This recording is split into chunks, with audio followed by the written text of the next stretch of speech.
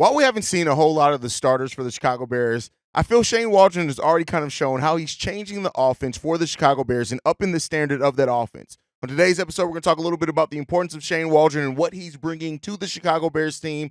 We're also going to talk about how the defense and Matt Eberflus being a defensive-minded head coach is actually helping Caleb Williams' development and why Tremaine Edmunds may be in line to be the comeback player of the year for the Chicago Bears. We're going to talk about all that and more right after this. You are now tuned in to Chicago Bears Central, your number one place for all Chicago Bears news and content. What's going on, Bears fans? Welcome to another episode of Chicago Bears Central, your number one spot for everything Chicago Bears related. I'm the host here, Haize, but more importantly, you guys can follow the channel at Chi Bears Central on every social media platform we happen to be on. With that being said, let's go ahead and get into this content for today, y'all. And I want to start off talking about Shane Waldron.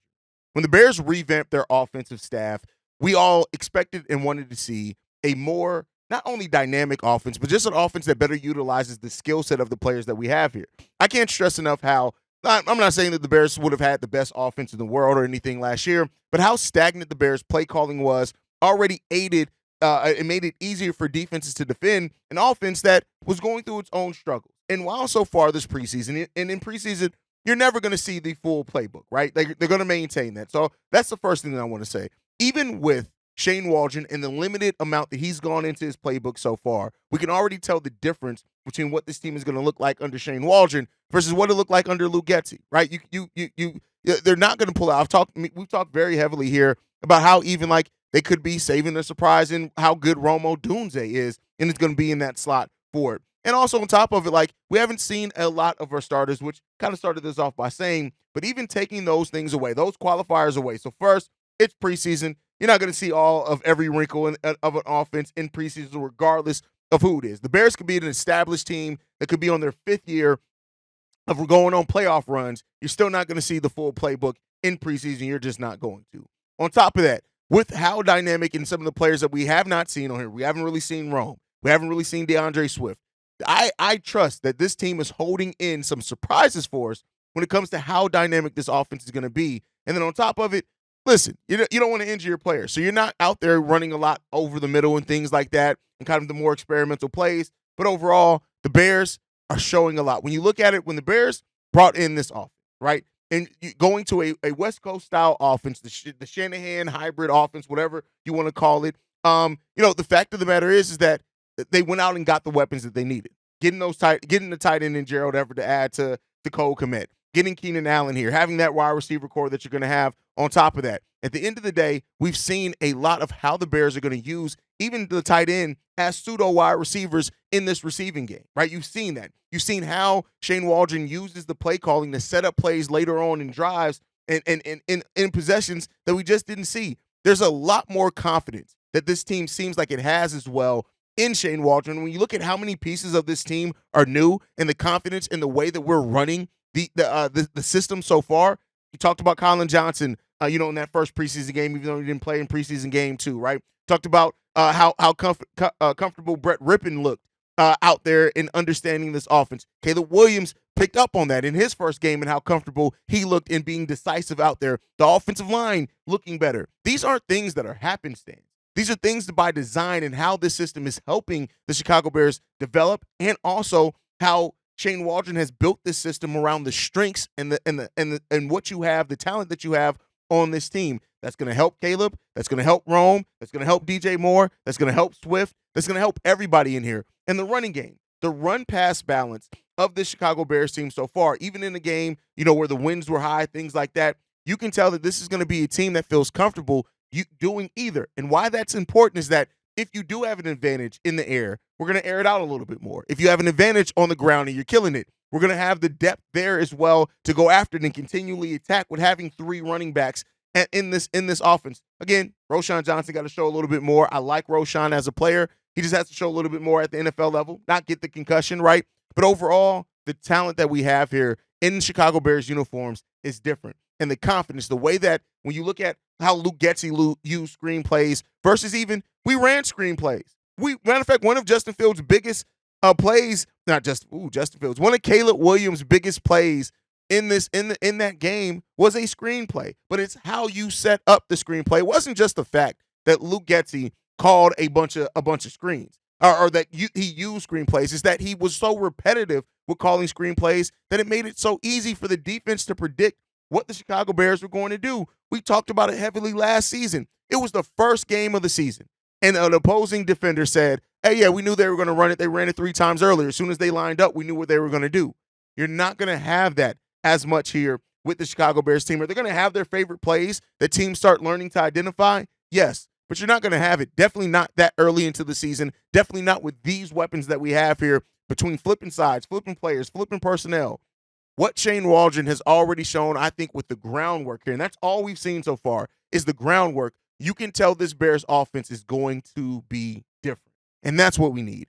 The trick, the gadget plays, using Velus Jones at running back, all that type of thing, we'll see that be incorporated in and what that ultimately means in the long term, but I'm not even talking about that. I'm just talking about dynamic, how dynamic this offense can be, and that's what we're setting up to have is a truly dynamic offense, one that we may not seen here in the Chicago Bears maybe ever when it's all said and done, right? So, like, having the weapons that we have are one thing, but it's the utilization of those weapons. And you can already tell with how we've seen Colin Johnson used out there, with how we've seen Ian Willer used out there, with how we've seen the tight ends used out there, that this could be an offense that could be special. Now, we still got our questions, right? Even though the offensive line performed well in that second preseason game, there's still a lot of people who are still questioning, all right, how good is this offensive line actually going to be? We got Nate Davis back in practice yesterday. That's all good. That's all fine and dandy. But what comes next after that? That's the question that a lot of people are asking, rightfully so for this Bears team. But overall, I love what we're seeing so far from Shane Waldron's offense. I can't stress it enough, but having a good offense and having a good mastermind behind it, you still have to have the players and the personnel to run it. And the Bears, I think they have a personnel to really run almost any type of offense. We just got to see the best ability, how it used to the best of their ability, and we'll start seeing that. Now, with that, a big part of that, of course, is going to be the quarterback position. And while there are quarterback battles, Brett Rypien, Tyson Bagent, Austin Reed, there's definitely, regardless of quarterback 2, quarterback 3, whatever it is, I think all 3 of them are going to end up being on the roster in some shape, form, or fashion. Would not be surprised even if Reed gets left off. He's on the practice squad, whatever that ends up being. But Caleb Williams, it comes down to Caleb Williams. And one thing that we've seen throughout Hard Knocks so far is a lot. When in Matt Eberflus's, him talking to Caleb Williams, talking about understanding the refs and how to get calls and things like that, and you want to know what refs' tendencies are. That's a great thing, right? And that's something that Justin Fields never really got. Fields never really got the roughing the passer calls or the calls you want. Now I'm not saying it's because of anything has changed or whatever, but saying that to Caleb Williams, we saw in the first episode of Hard Knocks, what Nick Saban gave to Matt Eberflus about how to deal with the quarterback and how to help them, and even the conversation between Matt Eberflus and Caleb Williams and Shane Waldron and Caleb Williams, right? This team is being putting Caleb Williams in a spot where they're trying to develop him the best. And I think that it's an important thing to have a defensive-minded head coach that can find a way to relate to your quarterback. And Caleb Williams kind of echoed that sentiment, saying this. He's in our meetings in regards to Matt Eberflus. He's in our meetings. We ask him questions about the defense and what they're running and what's happening throughout the plays to try to see it. Other than that, they throw a lot at me. Having a defensive-minded head coach is great because he kind of controls practice. Take that as you want, coach. I think he orchestrates a few more things. It's honestly great. It's fun. And so don't overlook. We talked about on yesterday's live stream how important it is for the development of Caleb Williams to come up against this defense every day in practice and how that's helping jumpstart his development. But having a coach that sensibilities are defensive-minded as well to help Caleb Williams kind of understand and read something he already did solidly enough, but to read the NFL defenses to help jumpstart that development, that's important as well. And so the Bears have really set up this thing with Caleb Williams of putting him in the best situations. And so it's really good to hear that Caleb and Matt Eberflus are developing that relationship. And we've seen it. You've seen it in Hard Knocks. Matt Eberflus seems like a different guy out there, a guy that's kind of more free to be himself, kind of more confidence as well in Matt Eberflus. And that could come down to the talent on this team. Matt Eberflus has never had a team this talented on both sides of the ball since he's been the head coach of the Chicago Bears. So that should already bring about some confidence, right? But then if you truly believe that you have that staff, that you have that quarterback that can be your quarterback of the future, while you have that offensive staff that's good for his development, that's going to bring about. We talk a lot about the development of Caleb, the development of Rome. how other players on this team is going to make steps, and Javon Dexter, right, making steps up. But the development of Matt Eberflus and his confidence as a coach and understanding what it takes to be a successful coach at the NFL level is important as well, especially because he has 2 more seasons left on his contract, this season upcoming and the one after that.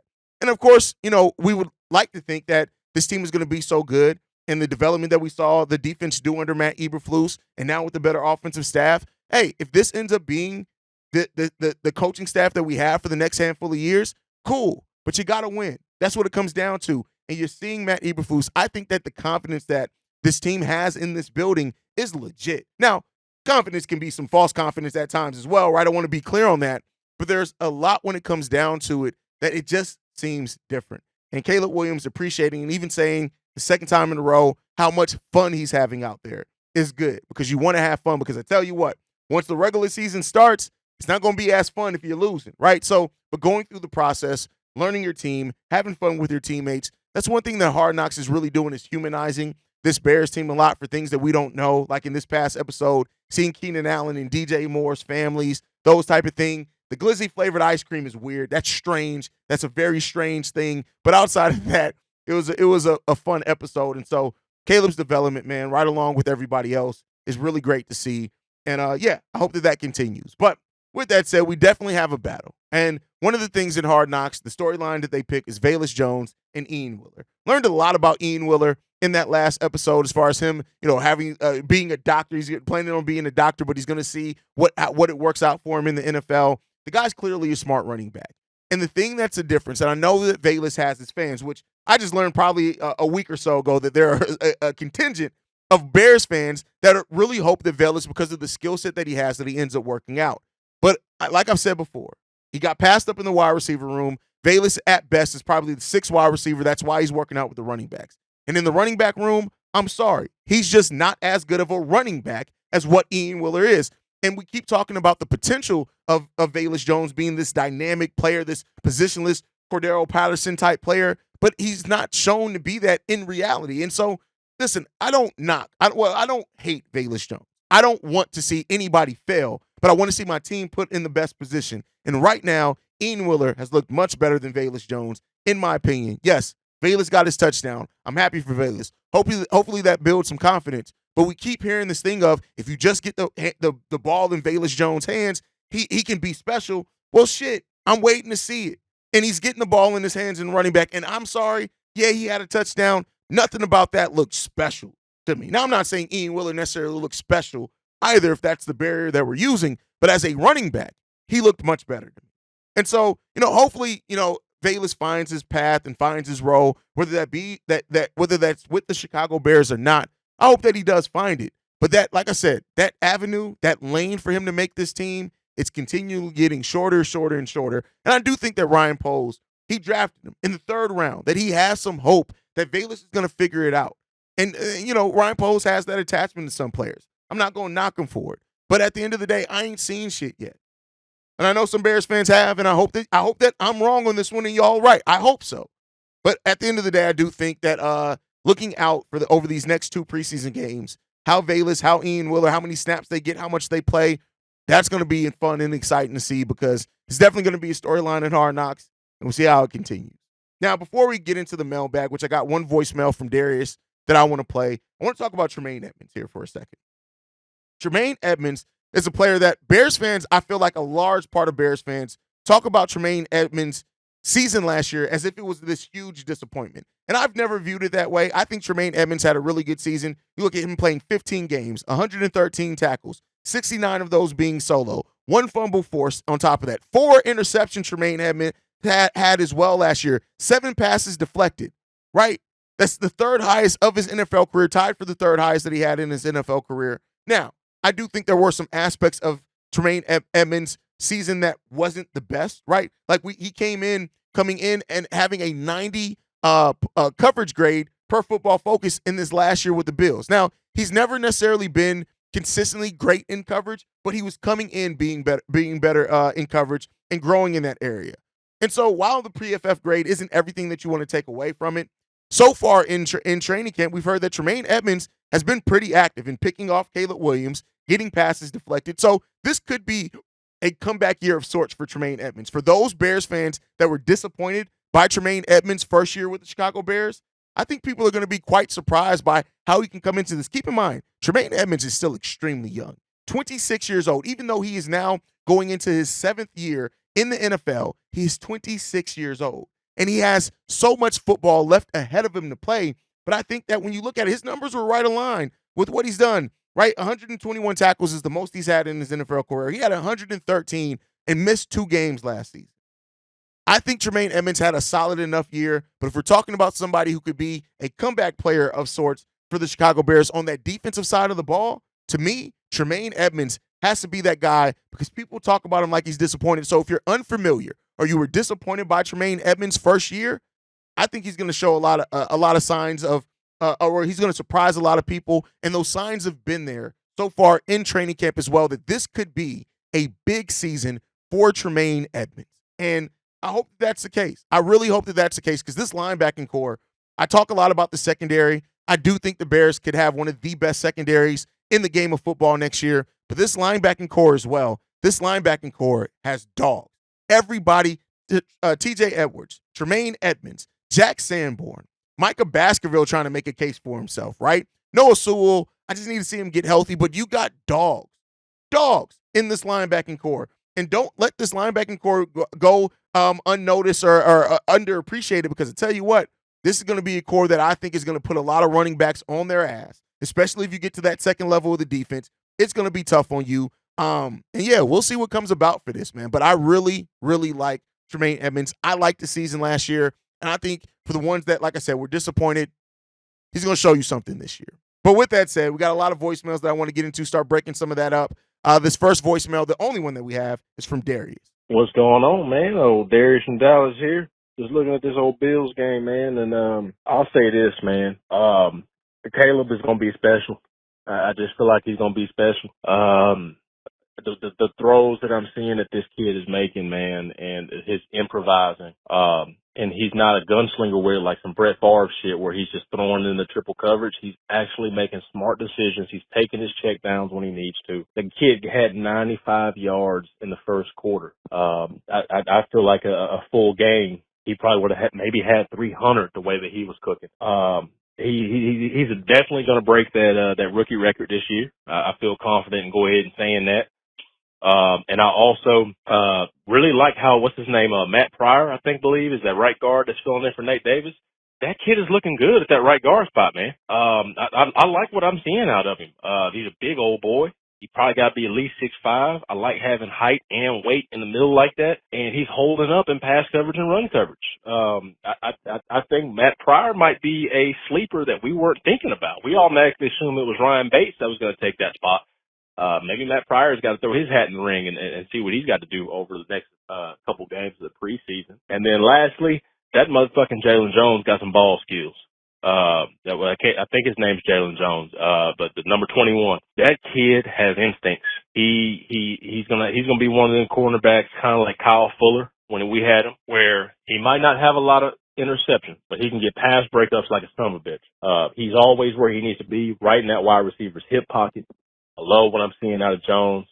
So far, man, I feel like, hell, the only reason why we slowed down a little bit and didn't get into the end zone is because we took Swift out, in my opinion. Swift is an added dynamic to this offense that can get us some explosion. And I underestimated how dangerous he is out of the backfield catching. I think that with Swift in there, man, we're going to move the ball just fine. And just think about it, guys. When was the last time we had a Bears team that made it to the red zone every single fucking time? Khalil Herbert, he's doing his same old shit from last year that I don't like. As soon as he gets to the line and gets touched once, he goes down. And you can say what you want, Haize. I ain't even arguing with you about this no more. Herbert needs to go. I don't know what you see in this motherfucker, but he tap dances too much. As soon as somebody on the line touch him, he goes down. I'm done with him. I ain't even arguing with your ass about it no more. You my boy, none but love, you know that. But I ain't arguing with you about no Herbert no more. That motherfucker is sorry. But I did like what I saw out of Swift. I don't know why Roshan didn't get a touch or two, but man, it's looking up for us, fellas. It's looking up for us. Let's fucking go. Texas up. Listen, Caleb Williams breaking the rookie record with the weapons that we have here. Yeah, I mean, I think that's a safe bet regardless of Caleb Williams. these weapons with this offense and this dynamic that it could be, listen, it could be special. And I know you said it towards the end of your voicemail, but even DeAndre Swift, right? Having Swift here, and I think that's why the Bears aren't playing them a lot. I know, I get it. And, there's been a lot of doubt around DeAndre Swift. Some publications marked him as the Bears' worst signing this offseason and things like that. But I think Swift in this specific offense and understanding it with Caleb Williams, the tight ends and all that, Swift is going to feast and be a really big player for us. I don't know if he has over 1,000 yards rushing. I don't know how many yards receiving he has just because of how dynamic everything's going to be here, sharing that backfield as well. But I agree with you. Caleb Williams is probably going to break that rookie record for the Bears. And then when you look at DeAndre Swift, he's going to have big seasons as well. Now, as far as the middle topics that you mentioned in there, Matt Pryor, I love the play. And overall, I was really happy with the play that we got from the offensive line. We know that Nate Davis has come back healthy now, and we'll see if he stays healthy. But more so than anything, whether he starts or not with Matt Pryor, it's the depth. Like, really, if nothing else, the depth pieces that we've added here and Ryan Poles has added to this team all look like they're going to be good. Ryan Bates, Matt Pryor, all these guys are going to be really, really good for the Chicago Bears. Jake Curran, right? I really like the way that this offensive line has performed through the first preseason games. Now, again, first one, it wasn't the best game, right? So let's be clear there. Against the Bills, it was a little bit different. So, we'll see how it continues to grow and develop, but I really like the depth pieces that we have here, and I think this offensive line could be one that actually shocks me and a lot of Bears fans who just thought it was going to be terrible coming into this season. And as far as Jalen Jones is a dog. I don't know how much opportunity Jalen Jones is going to get, to play just because of where he is on the depth chart. But don't overlook Jalen. And I think ultimately, too, like Jalen Jones, he has to make a mark for himself. And being a ball hawk is that mark for him, as well as just being a tough son of a bitch. I'm not mad at that being the mark for you at all. Let's hope that that's the case. But thank you for that voicemail, Darius. I'll tell you guys all how you can leave a voicemail here in a second. Make sure you're following the show at Shy Bear Central on every social media platform. You can send us any feedback, questions, comments, concerns. ChicagoBearsCentral@gmail.com. Lastly, if you want to leave a text message and our voicemail for the mailbag, the number to do so, 773-242-9336. We are the number one spot for everything Chicago Bears related, but that's thanks to you guys. And like I like to end every episode on, Chi-Town up, but Bear down. Love you guys. Peace, y'all. This has been a presentation of the Break Media.